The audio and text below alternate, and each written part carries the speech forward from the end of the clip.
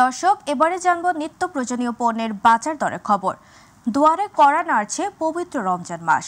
মুসলিম ধর্মাবলম্বীদের কাছে ইবাদত বন্দেগী ও সংযম পালনের মাস সামনে রেখে নিত্য প্রয়োজনীয় পণ্যের বাজার দর কেমন জানাবেন সহকর্মী আবু সাইদ অপু। তিনি রয়েছেন রাজধানীর কারণ বাজারে। অপু, রমজান সামনে রেখে নিত্য প্রয়োজনীয় পণ্যের বাজার দর কেমন দেখছেন আমাদের জানাবেন।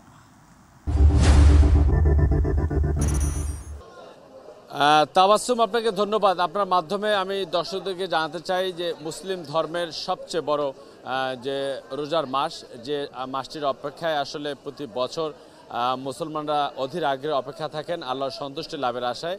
তো আর একদিন পরে কিন্তু এই রমজান মাস মানে শুরু হবে। সেই উপলক্ষে কিন্তু যারা নগরবাসী রয়েছেন, যারা ঢাকা শহরে যারা কর্মব্যস্ত রয়েছেন, এইসব মানুষগুলো রমজান মাস যাতে সুন্দরভাবে পরিপালন করতে পারে সেই জন্য যে নিত্য প্রয়োজনীয় দ্রব্যগুলো আছে, নিত্য প্রয়োজনীয় পণ্যগুলো রয়েছে, সেগুলো কিন্তু তারা ক্রয় করছেন। বিশেষ করে যে ইফতার সামগ্রী রয়েছে সেগুলো তারা ক্রয় করছেন।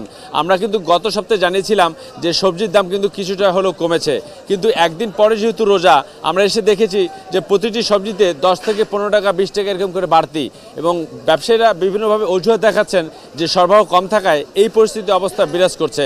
এবং ক্রেতাদের সঙ্গে আমরা কথা বলেছি, তারাও আমাদেরকে জানিয়েছেন যে বাজারে গত সপ্তাহের চেয়ে আজকের একটু দামটা বেশি থাকার কারণে তাদের মধ্যে একটা ক্ষুদ্র প্রতিক্রিয়া ব্যক্ত করছেন তারা। কারণ তারা বলেছেন যে বর্তমান যে অন্তর্বর্তীকালীন সরকার রয়েছেন তাদের পক্ষ থেকে বলা হয়েছিল বাজার নিয়ন্ত্রণে শুধু রমজান মাসে তারা আপ্রাণ চেষ্টা করবেন। সেটি যে প্রতিজ্ঞা দিয়েছিলেন এবং গণমাধ্যমে সেটা যে ফলো করে প্রচার হয়েছিল, তার বাস্তব যে চিত্রটা সেটি কিন্তু আসলে নগরবাসী যারা ক্রেতারা, যারা ভোক্তারা, যারা মানে কিনতে আসছেন রমজান উপলক্ষে যে পণ্যগুলো, সেই পণ্যগুলো কিন্তু সেই দামে তারা পাচ্ছেন না। সেই জায়গায় কিন্তু একটা ক্ষোভ রয়েছে।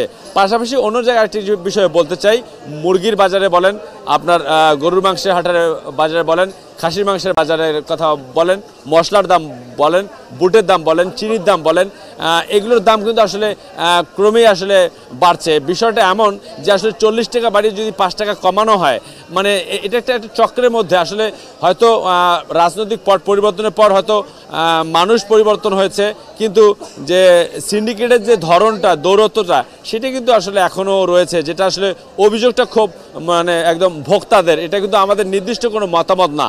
তো আসলে সব কিছু মিলে বাজারের পরিস্থিতি এখন এরকম চলছে এবং প্রত্যেকটা জিনিসেরই দামপত্র এমনভাবে বেড়ে গেছে যে আসলে ক্রেতাদের নাগালের বাইরে চলে গেছে। তারা বলছেন যে রমজান মাস আসলে অন্য দেশে উৎসবের সময় দাম কমে যায়, কিন্তু বাংলাদেশে এই যে ভিন্ন চিত্র, এই চিত্রটা আসলে তারা কখনোই কল্পনা করে না।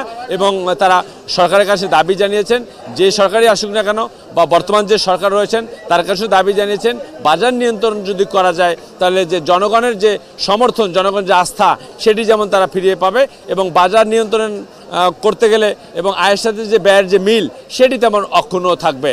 অর্থাৎ সব কিছু মিলে তাবাসসুম বলতে গেলে এতটুকুই বলতে হয়, এই আর একদিন পরে যেহেতু রমজান মাস শুরু, এই রমজান মাসকে কেন্দ্র করে কিন্তু রাজধানীতে যে ধরনের জিনিসপত্রের দামের প্রত্যাশা করে কারণ বাজারে আসছিলেন, কিন্তু সেই অনুপাতে তারা দাম পাচ্ছেন না। তো তাবাসসুম, এটাই ছিল আমার কাছে কারণ বাজার থেকে রমজান মাসের যে বাজার খরচের যে পরিস্থিতি, সেই খবর জানাচ্ছিলাম আপনাকে।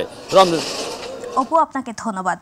দর্শক, রাজধানী কারণ বাজার থেকে বাজারের সবশেষ পরিস্থিতি জানাচ্ছিল আমাদের সহকর্মী আবু সাইদ অপু।